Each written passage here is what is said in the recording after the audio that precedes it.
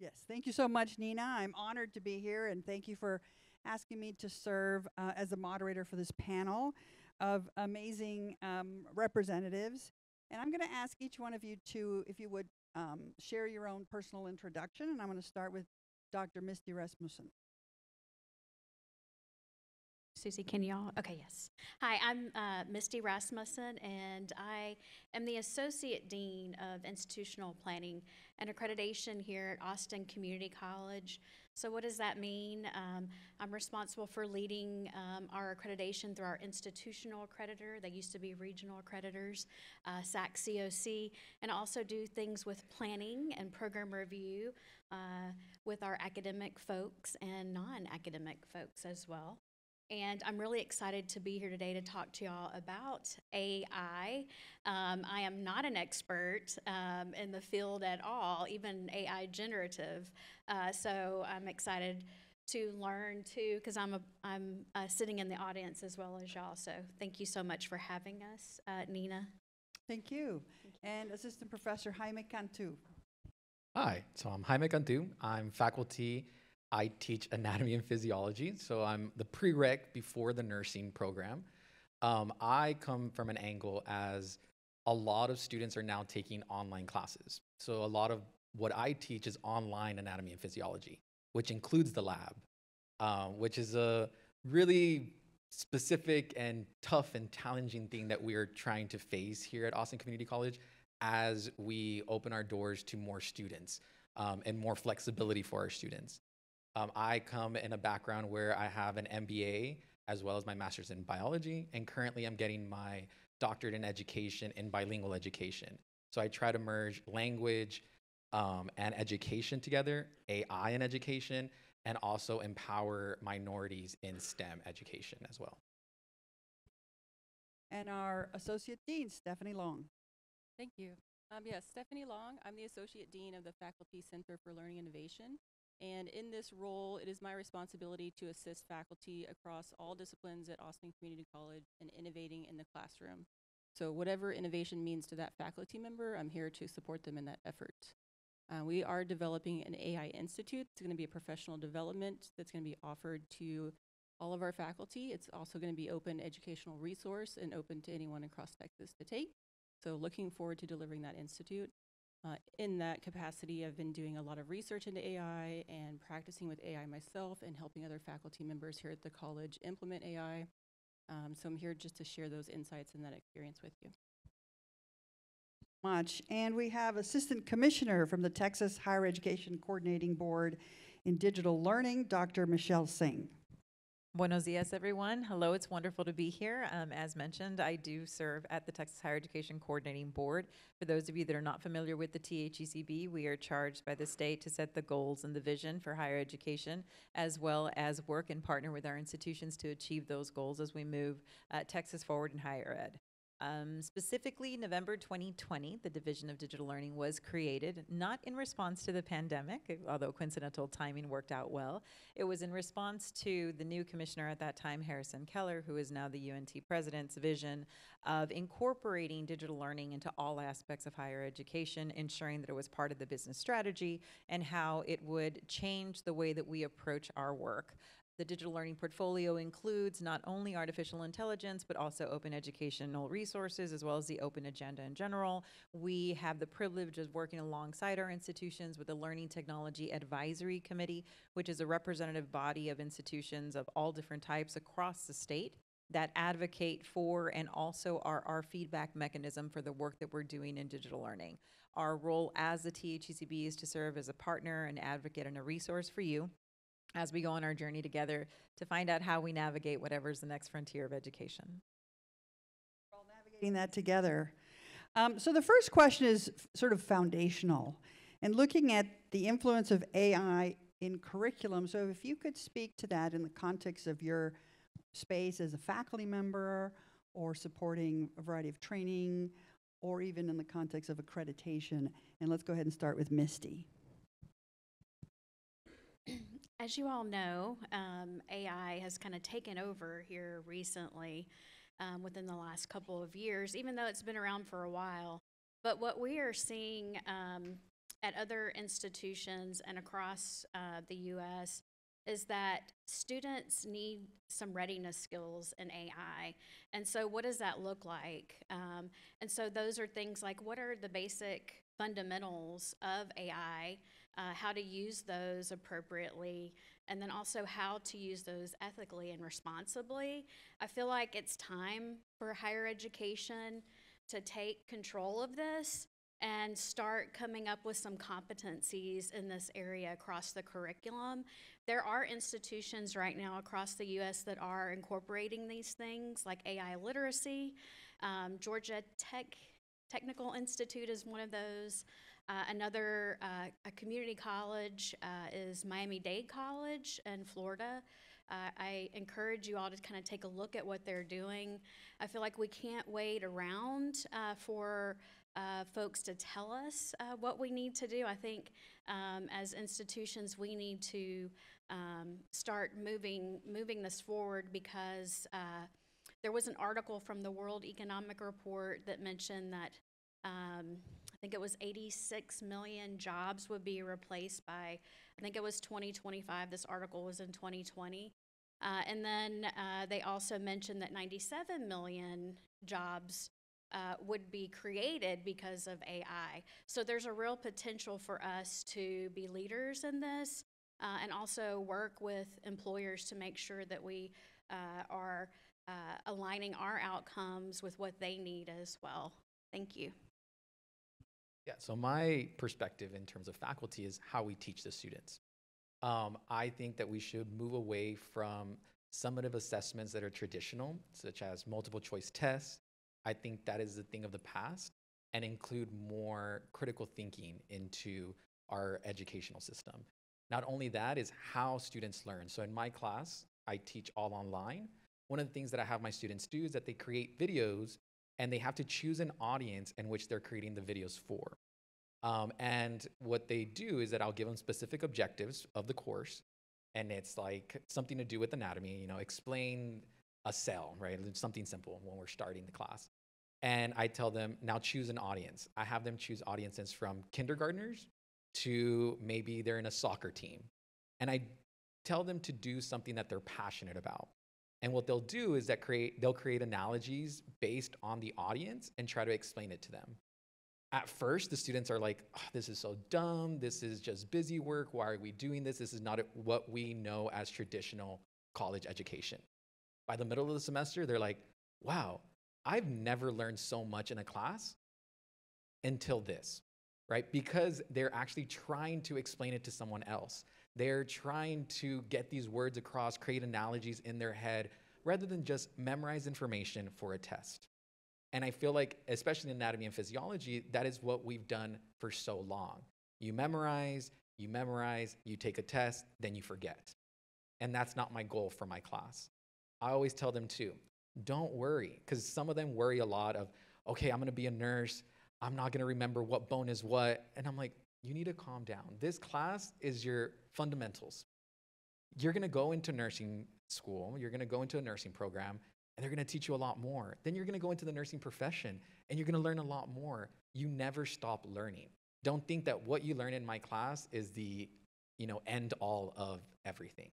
So how do I incorporate AI? Well, I try to do a lot of personalized learning to my students. So they do that, the videos, but then sometimes they're like, hey, Mr. Cantú, I really didn't understand this one topic. Well, at the beginning of the semester, I have them fill out a survey where they tell me their hobbies, what they're doing, everything about themselves. Then when they ask me a question, I reference that survey again, and I ask ChatGPT to help me create a lesson or an analogy that is catered to their likes and their hobbies. And so when I relate it back to what they like, they understand it.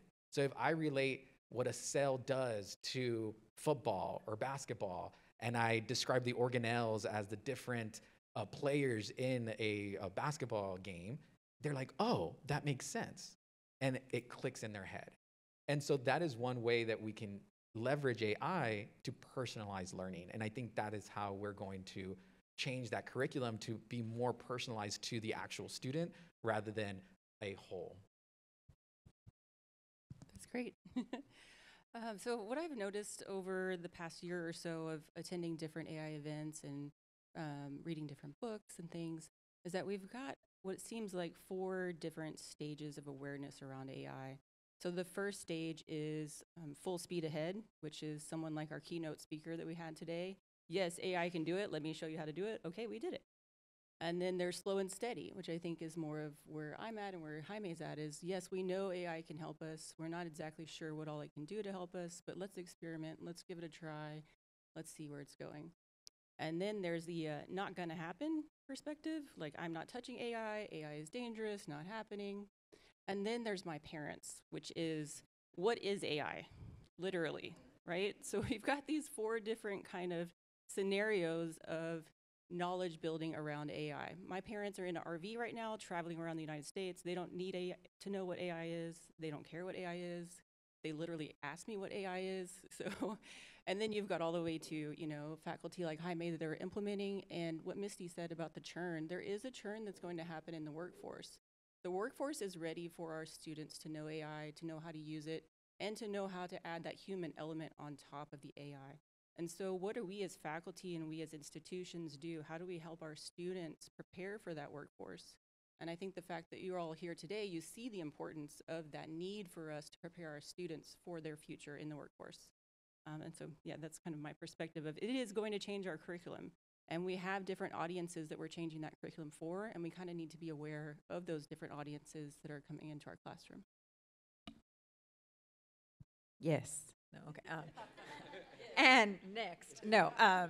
So I'd like to take a step back from all of the amazing practical applications and just the larger scope of center for developing our faculty. So we can only do what the infrastructure and the frameworks, operational frameworks of our institutions allow us to do, right? I mean, let's just be really honest. And so what I really encourage as an institution and that perspective is to take a step back and consider the topic of adapting to innovation instead of only focusing on artificial intelligence.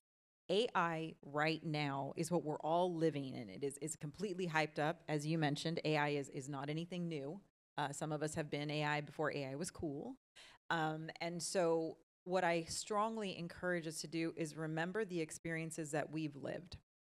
Not so long ago, we were thrust into a digital environment with the global pandemic that we may or may not have had training to engage in fully. That was not a half game, that was a full everyone in for business continuity. We did not, or maybe we did, have the resources to walk us hand in hand into that process. A lot of institutions had 8 instructional designers for 500, 1,000 faculty. So everyone was left to figure out what was happening. We got through that, we learned from that, and we grew from that. Now it's a matter of utilizing that experience to create an environment that allows you to be agile to respond to not just today, but what comes tomorrow. And a lot of that has to empower us as faculty to be able to ask for what we need. There is an expectation on faculty that we need to understand AI. Not only do we need to understand it, we need to be proficient in it, proficient enough to design classes to then train students on how they interact with this once they leave our institutions, while we're still figuring out what on earth AI is and what it is going to do. That's a reality check for everyone. Take a deep breath. Look at yourselves and what you've accomplished already in transitioning your mindset for how you approach change. Several institutions, I have no idea if ACC did this, and if you did, just pretend I didn't say it. But this isn't a time for us to stand up new committees, to stand up new operations, but it's a time for us to lean into the work that's already been established. We also did it. So let me start the first disclosure. We also decided, let's create a new AI subcommittee. And then we took a step back and realized, wait a minute, we have a Learning Technology Advisory Committee that has been studying digital information, digital learning for decades. Why aren't we asking them as a starting point? We have an Information Technology Committee that is charged with privacy, data security. Why aren't we bringing those people to the table? And so it really is a matter of us applying a framework that we've utilized for open education resources as well as for any work in our portfolio. And it has 3 central buckets: governance, operational, and pedagogical and practice. It is all centered in change management theory and consistently looking at your landscape. Do not reinvent the wheel. This is not the time to go in and try brand new things, but more so look at where what you currently have, what's in place, so that you can augment the capability of what's already set. Having said that, it is a matter of bringing community together to share the work that you're doing. If the pandemic taught us one thing, it was that we are stronger together, that we learn from each other, and we need each other, because we don't all have time to develop an AI 101 course and then not be able to develop the AI advanced work that is going to be necessary. Healthcare are the rock stars. I mean, every other, no one else is here from non-healthcare right now, but healthcare are the rock stars. You have been dealing with innovation that is at the cutting edge. Simulations, XR, VR, you name it, robotics, for a very long time. Have confidence in that. And yes, you can keep your fear. In fact, I encourage you to do it. But instead of letting it stop you, use it to be strategic in your approach to what comes next. So much. That kind of brings together all the other pieces. And so shifting a little bit, you know, we've probably heard, not just today, but on social media, or we hear in the news, that jobs are going to go away. Jobs are going to significantly change, of course. So what proactive things might we consider, both in the skills and the changing skills that the students would need? How can we look sort of more holistically at what that change actually means, and consider the jobs of the future before we even may know what those are going to be? And I think, Michelle, you alluded to that a little bit, but I'm going to start with you. Sure. So there are the foundational skills. I think, Misty, you mentioned some of them, right? Digital information literacy, cybersecurity, data privacy. Digital accessibility is a big concept that we all need to be more cognizant of, and a skill that our students need to be able to master. But right now we're seeing new emerging pockets. So there are things like digital engagement, how you engage in digital community, how you build community utilizing digital tools. There's also a very high demand for skills from human AI interaction or human innovation interaction. And that takes the sight away from development and research to more so, once we build all of these things, and all of you know, look at your LinkedIn profile. If you click on anything AI, you now have a complete thread of AI, and everything that comes out, you get at least, 15, 20, 50 new applications that are built utilizing AI. Oh, a company launched something new in AI. Here's another 150 things you can do with that. And so it's difficult to keep up with those things, but those foundational skills of, once it's created, then what? Once you have your technical infrastructure available to you, then what? The importance is on the human.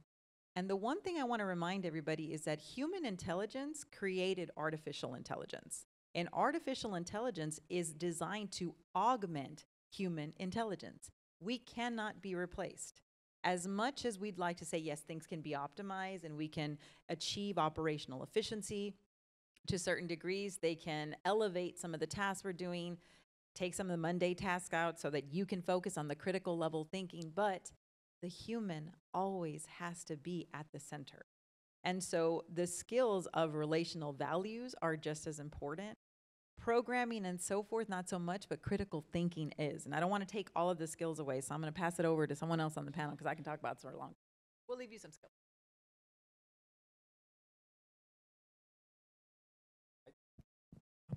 I think one of the major skills, especially in healthcare, is compassion.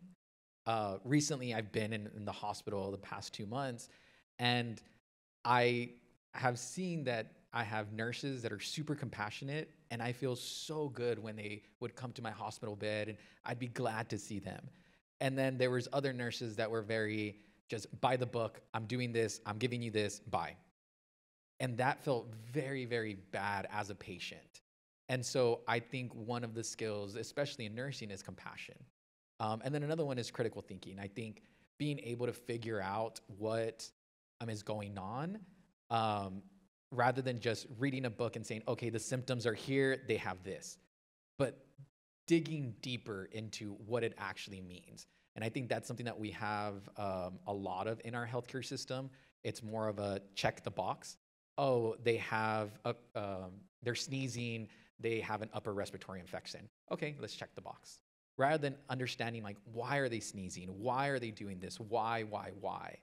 And I think that AI can help in this by cutting the kind of the general of what the symptoms could be, and then actually understanding the doctor can come in and nurse can come and understand the patient as a person rather than a list of symptoms. I think that's one of, or two of the really critical skills that is going to be applicable in the future.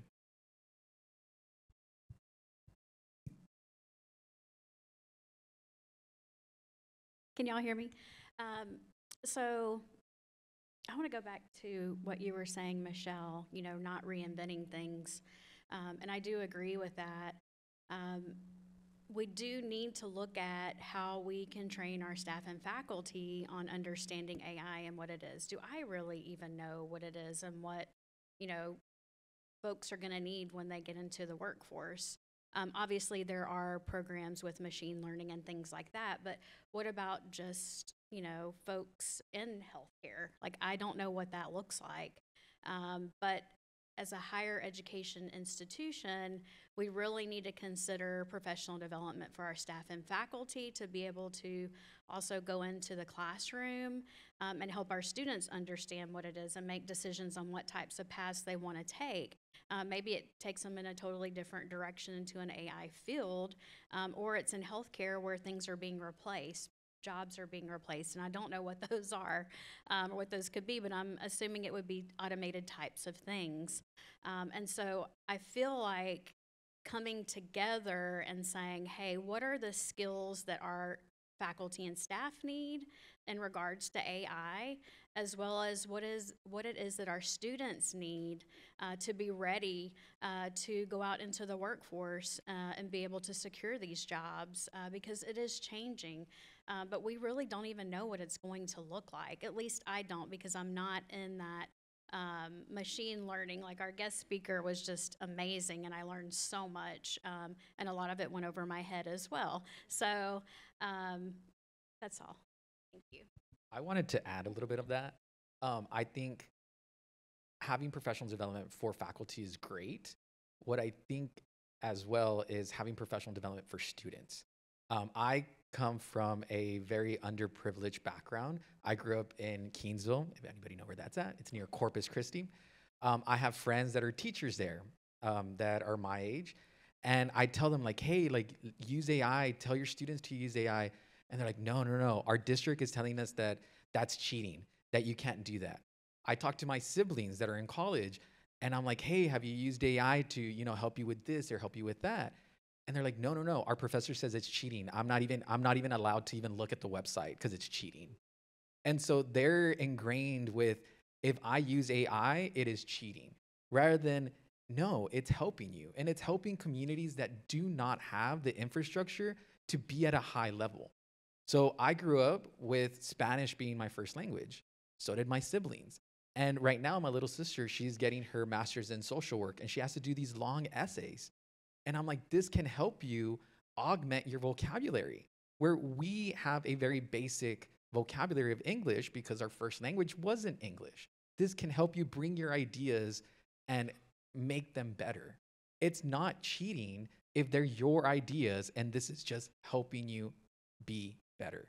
And so I think accessibility for students and helping our students understand what AI is very, very important, especially because we know as a higher education institution is that we're not getting the kids from just one place. We're getting them from all over. And that's something that we have to keep in mind.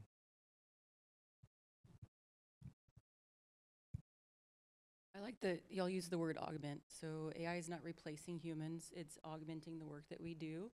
It's allowing us to be more efficient, to get more done in a shorter period of time, to get some insights into the work that we're doing and how to make it better. The World Economic Forum said the top skills that employers are looking for is analytical thinking, critical thinking, self-efficacy, time management, teamwork. It's not AI. Well, AI is in there, but it's not in the top 5. So those skills, those human skills, those personal skills that we are learning from each other and that we're helping our students learn are crucial in the work that we do and in the future of the workforce. So yeah, we hear these fears that jobs are going away, but jobs are being augmented. And hopefully it's going to help reduce those mundane tasks, or like Jaime said, help a nurse walk into a room and be a better nurse for that patient. That compassion, the self-efficacy, that's the important skills that we don't want to lose sight of in these conversations. Skills that we talk about creating positive work environments, regardless of where you work, right? Good customer experiences, regardless of who your customer is. So, you know, this is the more it changes, the more it stays the same, right? These have been skills we've had in mind for many years. So thinking about that, you know, what I hear often is faculty tell me, I just don't have time for one more professional development thing. I just don't have time to make additional changes to my class, because every time I turn around, I have a new system, or we have a new tool, or we have a new process, and I can't spend the time I need doing the work to really connect as I would like to with my students. So thinking about those heavy loads on faculty, heavy loads on department chairs particularly, what are some professional development strategies that you think might be helpful, maybe non-traditional professional development opportunities that faculty can take advantage of in this work? And Stephanie, if you could maybe go first. Yeah, sure. So in the journey of AI, is what I call it, my learning journey with AI, the first step is to ask it. So if we're going to ask faculty to try something new, if we're going to ask employees to try something new, we need to start with a small ask, right? One small thing, one small change you can make and see a positive impact from. You don't have to change, like you were saying, Michelle, we don't have to change everything. We don't have to reinvent the wheel. We need to make small changes in incremental stages that make an impact. We already have the tools to do that. We already have the skills, the knowledge, the experience to do that. So ask it also means ask the GPT. If you're using a GPT, ask it, what can you do? Ask it, what should my prompt include in order for you to be helpful and give me the most helpful response? Ask it what it can do. It will tell you. It will give you instructions on how to use it. It will let you know what the prompt should include. It should include context. It should include audience. It should include tone. So you've got the ability to ask these tools what they can do, and they can tell you what they can do. So a small ask like that, ask it, how can I enhance my curriculum in this class? Or how can I make an interactive activity for the students that I'm trying to teach here in this lab setting? And it will help you. It will give you the answer. So a small ask, I think, is good. A small incremental change, not totally revamping your curriculum, not totally changing the way that we're teaching, not changing the way students are learning, but making little incremental changes. And ask, just ask. So I'll piggyback on that. Start by asking yourself. Ask yourself if you're ready, and find out if you're ready. We can't push everyone into something if you are not ready to consume it. All of us, again, go back to the pandemic experience. We had some faculty members that probably do not ever want to be online, nor should they ever be online. That is the same thing. We need to know when we're ready to engage so that we get the most out of it and can create an experience for our students that we also want to be a part of. I don't want to be a naysayer or anyone negative in the room, but the one thing I will tell you, if you are going to engage with artificial intelligence in any capacity, understand the boundaries, operational boundaries first. Second of all, understand how to protect yourself, your data, and your privacy. You do not, and we have had several faculty communicate with us about posting research that has not been published yet, and not having set a boundary where it's only localized and not being shared with the club. Those are problematic. And a lot of that comes from curiosity. You're going to be curious, you're going to play with it, have a safe sandbox where you can do that. And there's a lot of different ways that that can be done. But just have to put that out there, because the operational framework also understand the level of engagement that your institutions will support with your students. The other thing on that note, remember that while we're all innovating individually and departments across the institution, we are innovating for one student experience. During the pandemic, we met with our students after the fact and said, tell us a little bit about your online experience. Tell us a little bit about what this meant to you. And we got the responses from several students that said, I was really excited that our institutions were digitizing and were being innovative. And then after I had to interact with every app that had come about, from lunch menu to healthcare to scheduling a tutor to residence hall to student organizations, then every class was designing. So I had to go to about 15 different sites so that I could engage with curriculum. It was so much and so overwhelming. I started to get scared of the tech itself and lost the ability to focus on what I actually was there to do, which was learn my craft. So that goes back to a student can have up to, in a few cases, 72 different applications. As some of our students with the higher numbers that came about and said 72 apps in one semester. That's a lot for a student to navigate, as well as navigating their educational journey. And so that goes back to the strategic part of the work that we're doing. And that goes back to executive leadership, to the strategy piece of how do we as an institution move forward so that our students have an exceptional digital experience that they can lean off of. So keep that in mind, and always remember that if we keep talking about building things for students, transition the narrative to why don't we build with students? I'll add to that.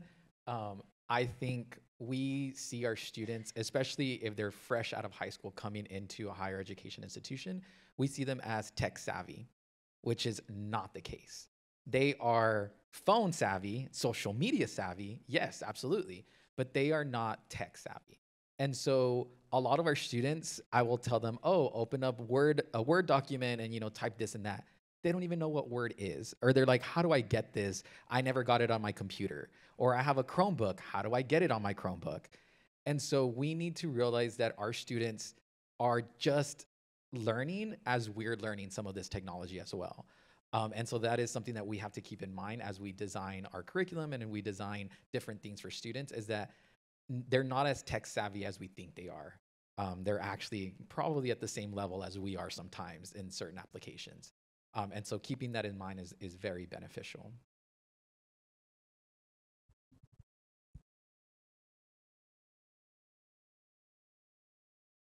Want to add that it sounds like the AI divide. So there's going to be folks that are experts in it and know how to use it to their benefit, and then there's folks that do not. And so we're leaving folks behind thinking that, hey, we've moved on to this digital world and everyone knows how to use AI and they know what it is. And so that's a very good point, Jamie. Thank you. Thank you so much. So Jaime, you talked a little bit about students saying that they're afraid of using it because teachers told them or faculty told them it's cheating. And I've heard the same thing.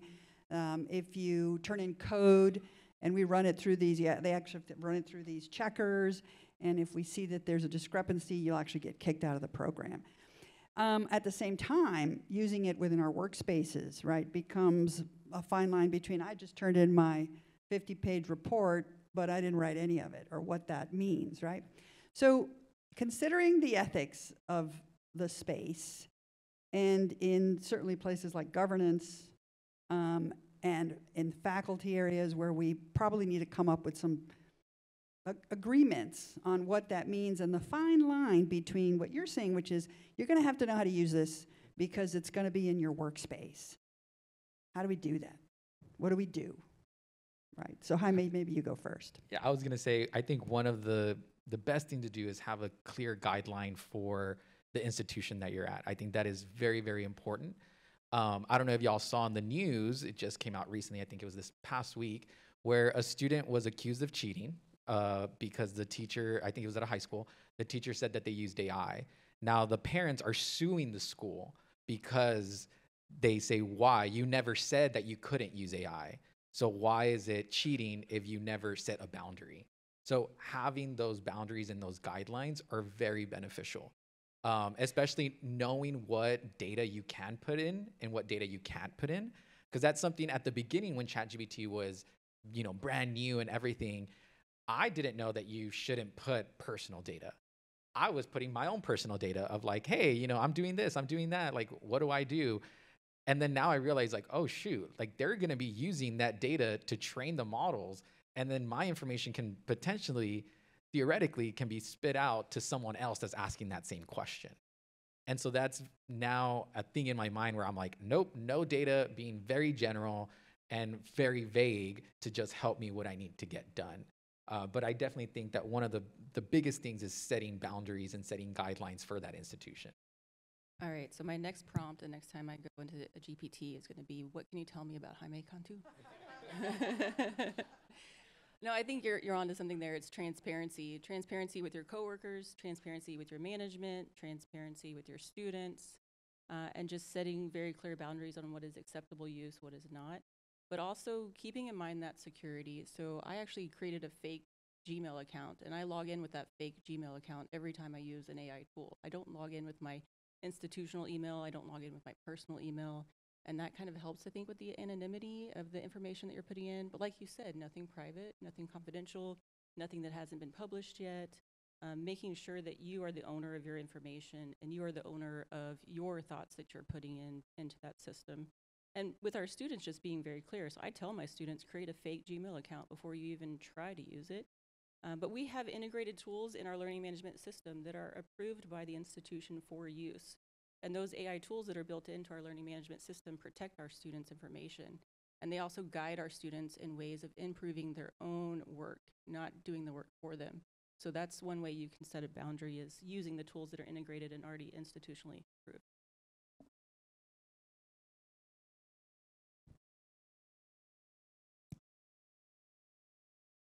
I'll just kind of go back to what I'd originally discussed about having some foundational principles, not only for students, but as an institution. You know, we need to talk with our students about, you know, using AI ethically and responsibly. And in order to do that, sometimes we might need to do it in a course. You know, it might be the EDUC 1300. I know Galen is probably like, what are you saying, Misty? We don't need anything else added to that course. But it's good that we're having these conversations, but how are the students gonna know? I mean, are all faculty implementing this? Are all faculty talking about this with students? I feel like that's where we as higher ed, we have an opportunity here to educate, you know, our students and our staff and our faculty.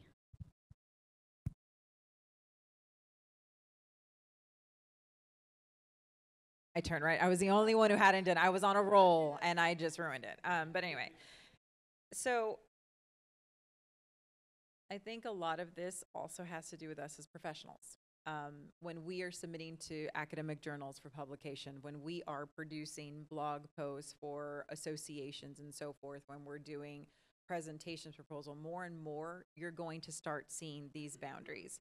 And what that does is that gives us the opportunity to almost live the experience that some of our students are living. So if we're submitting to an academic journal and we used a GPT assistant or AI to enhance the work that we were doing, and we submit it, and the journal tells us, which has been published in recent articles, no, we ran this through a AI detector, and this came out to be 80% AI, and therefore we cannot accept it. My first question would be, where is the threshold? Where is the clarity? Where was the guidance on what acceptable use was for this particular instance? And so while we're engaging in this as professionals, utilize that as your baseline for the way that we work with our students. Be very clear as you possibly can with your students, and almost to the point where you can demonstrate a case example of what the different levels of use is. It doesn't have to be an all or nothing game. It can definitely be something where you say, first you submit a research prompt to me.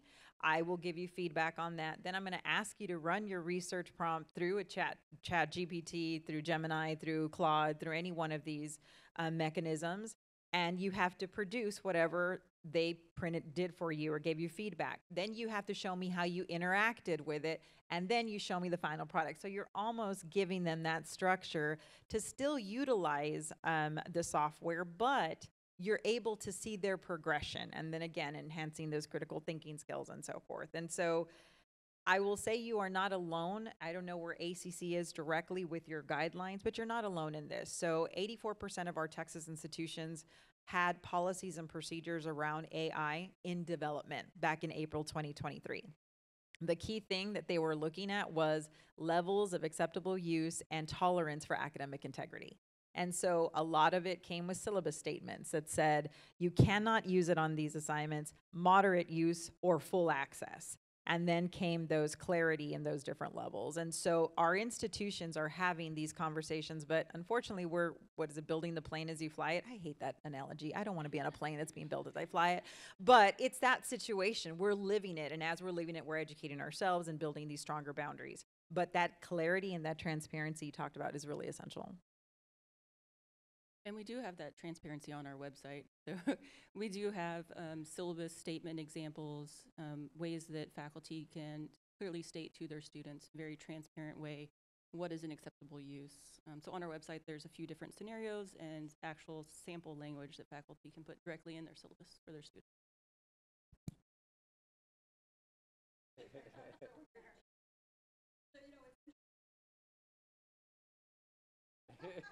What's interesting is that while we talk about this with the context of AI, there have been other technologies that have already, are already around, like your phones. I don't know how many of you allow your students to use your phones in class, right? And there are cases where I tell my students, for this, use your phone. I want you to have that as a tool so that when you're not here in class, you know how to appropriately use your phone for whatever you need to do. So I think, as Michelle said, there will be other technologies. So this sort of concept of learning and adapting to change, being curious and creative, those are skills we're going to always need. So I have one last question, then we're going to open it up to some questions from the audience really quickly. So think of the future and think of us graduating the student of the future. Tell me what that student is taking away from their educational experience, in your view. And I'm going to start with Jaime. I think if they graduate from ACC, I think one of the biggest things that they should take away is adaptability and adapting to change. I think that is one of the key aspects that any professional, no matter what profession you go into, adapting to change and being able to just tackle any problem that comes about is really beneficial, and I think a key concept that we try here at ACC to do. I think for me, I'm hopeful that it is that they're a lifelong learner, that for the rest of their life, they're going to be curious and they're going to explore and they're going to learn more, and they're not just going to stop where they are when they walk out of our doors, that they're going to keep expanding their knowledge set, expanding their skills, expanding their abilities, growing their network, and really moving forward in their career on a path that gives them purpose in their path. That's kind of my hope. I was enjoying that one. I was like, that was good. That was good, Stephanie. I would hope that all of our students in Texas and beyond are able to leave our institutions being digitally proficient, globally competitive students, because the reality is our students are not competing within their city. They're not competing within their state. They're competing against the world. And I would hope that they would leave with the confidence in their skills and the knowledge that they've gained, the sense of adventure, creativity, curiosity, critical thinking that enables them to be proud of where they come from, proud of the skills they've attained, that they are the competition that others are going to need to beat to get those different positions for the economy of the world.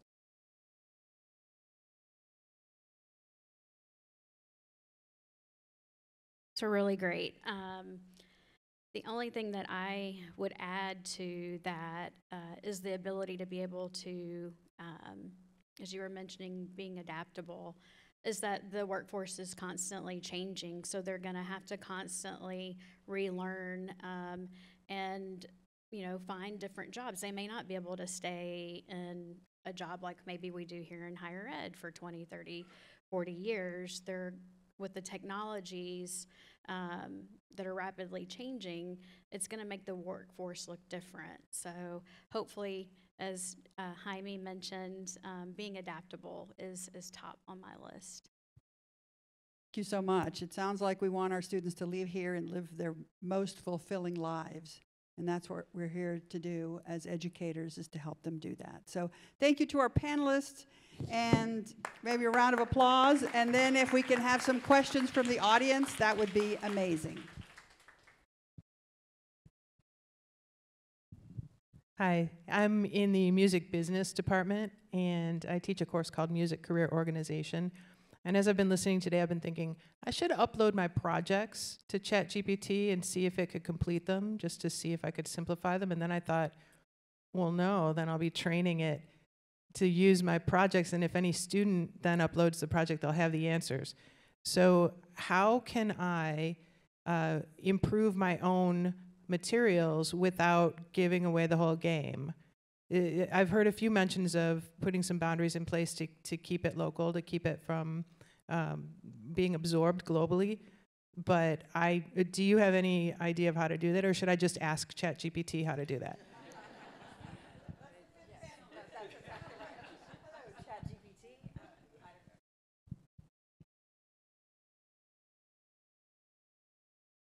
I don't have the correct answer for that, but I do know that there are institutions that are using Microsoft Copilot, which does have like an extra layer of protection for you. I do know that it costs to be a part of the Microsoft Copilot. One institution that's using that is Miami-Dade College, so you might want to look into what they're doing.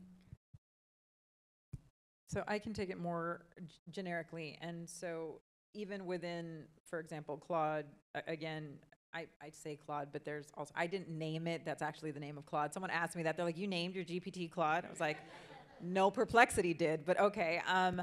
So you can set those boundaries for a local instance on, depending on what software you're engaging with. But there's also the ability to build sandboxes for your own personal space. Talk to your information security office, talk to your instructional technology division, department. I'm not sure how we're structured here. Talk to them, because they will also have licenses. Usually, I say this, do not go to IT and tell them, well, the coordinating board said you have licenses. Just talk to them, and they probably have an instance set up for you to do that. The other thing is do low stakes. So to train you up, this is I'm gonna share a fun story. I love to play around with technology. I have a computer science background, and so we were doing artificial intelligence programming back in the day, and that was fun. So you can just imagine the fun, right? Some people are nodding, shout out. So I'm not gonna say I'm the best cook, but I'm gonna say I'm not too shabby in the kitchen, but I also am horrible about going to the grocery store before I absolutely need to. So I do let me open the refrigerator and see what I have in there so that I can make dinner. This time I didn't even do that. I just went to the grocery store, my H-E-B, and said, I feel like eating pasta. I only have 30 minutes. I see this new package of pasta that I've never seen before, so I want to do that. I want it to be a sauce. I only want one pot. I don't want to have more than one pot because I don't want to do dishes either. You're getting a glimpse into my life. I swear I'm a good mom and a good wife. But, wanted to get my food, so set all of these boundaries, and all of a sudden, here comes my recipe of what I can do. And then I said, okay, so I also have to meal plan because I don't have time. I have a meeting tomorrow. I won't be able to get to food. What else can I do with the leftovers? So it gave me all of these additional pieces that just pick up this additional ingredient and you can make this new thing. Oh, just pick up this. Exactly. And so I was like, you are my new best friend, grocery shopper. Those types of examples are what get you comfortable to start to work on and start creating different pieces of academic curriculum. The other piece, this is always a pet peeve of mine. Every association wants a different bio and a different length. They're like 150 words, 75 words, 50 words. So why do you have to keep reinventing or minimizing your bio? Just you can run it through a GPT. The more that you promote yourself in that, the better, because then it becomes people get to know you. They get to search about you. So try that. Give me a 75-word bio for this conference, for this particular presentation. Boom, done within 30 seconds. You now have time to go into oh, you need learning objectives. All right, let's have that conversation. Oh, you need the title to be a little more engaging. Let's do that. So start with your own professional experience, your personal experience, to get your feet wet, to get acclimated into that environment, and then start to transition into the deeper conversations. Sort of advice. I have a question. Will you guys be around for lunch? We are out of time for our panel. Please give them a round of applause, but they will be here for lunch.